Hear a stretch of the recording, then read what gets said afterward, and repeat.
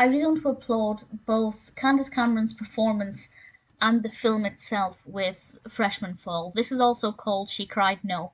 And this is a film released in 1996, directed by Bethany Rooney, written by Kathleen Rowell, and it's about a college freshman who goes to a fraternity party, and when she is there, she is raped.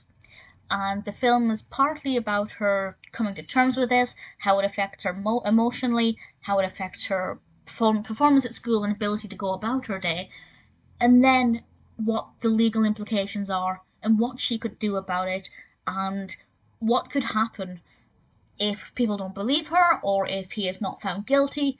There are all kinds of things that need to be considered, and this film addresses that, and I think it does it very effectively. It's obviously a very serious subject matter that affects, unfortunately, far too many people, but particularly teenagers, university students, college students, when there's a lot of alcohol flowing, young people's inhibitions are a lot higher, younger people in general don't have as much foresight and the concept of consequences of actions, and it really looks at this and looks at particularly an individual who thinks that he is God's gift, basically, and refuses to believe that he has done anything wrong. I genuinely believe that the character doesn't think he has done anything wrong.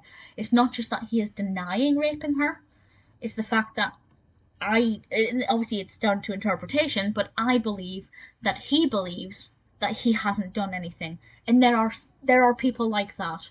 And I think it's so worthy that they have addressed this and kind of highlighted this as an issue.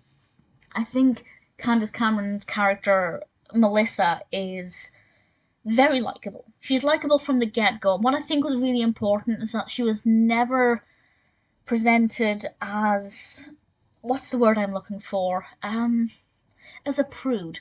I think there are a lot of films that are quite similar to this, where the protagonist is quite prudish, they don't want to be touched, they don't want to be looked at sexually, and of course when they're raped it affects them all more emotionally.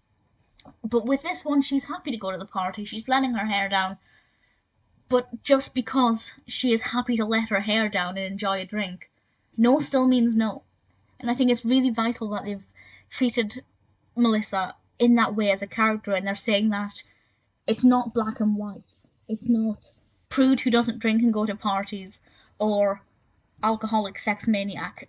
They're not just two ends of the spectrum. There are individuals who like to go to parties, who are happy to dance with you and enjoy a drink with you. It doesn't mean you can then take them to bed and rape them. And I'm really pleased with how they've formed that character, how Candace Cameron Bure has presented this character. There's one scene in particular. Well, there were a few scenes where her performance really, really impressed me, but there was one where she's just... it's the scene where she basically loses it, and she lunges forward to somebody. I can't say any more than that without spoiling it, but it's the first time we see this character really being mentally affected by what has happened, and her tears are just streaming down her cheeks and in her mouth, and emotionally she is a wreck, and I thought her performance was absolutely fabulous. With regards to how the progression of this rape case is handled, and it becomes a case because it is taken, legal action is taken, what happens with that? I was annoyed in a way that it was effective. It was a good thing that I was annoyed, because it stirred those emotions in me and made me realise that these things can happen. And then as it developed further and what happened kind of in the run-up to the end of the film, which I won't divulge, I thought it took a very, very realistic route for Melissa's character and how she began to deal with things and what the people around her were doing in terms of support. But I thought with the treatment of the character who raped her, up until this point I realised I haven't said his name. His name is Scott Baker. Very well played by Mark Paul Gosselaar. It can never be easy to play a character like that, somebody who is so despicable and hated. But I think he did a really great performance at making him like that. But what happens to his character? It's kind of like, as Melissa rises, Scott falls. It's like what he did to her at the beginning suddenly things begin to change, and I won't say why or how, but I love the dichotomy between the two of them. I think it's very effective. The narrative is very important, and it's very well developed, very well portrayed. It's moving, it's emotive, it's meaningful. It may be 26 years old now, but the message is still paramount.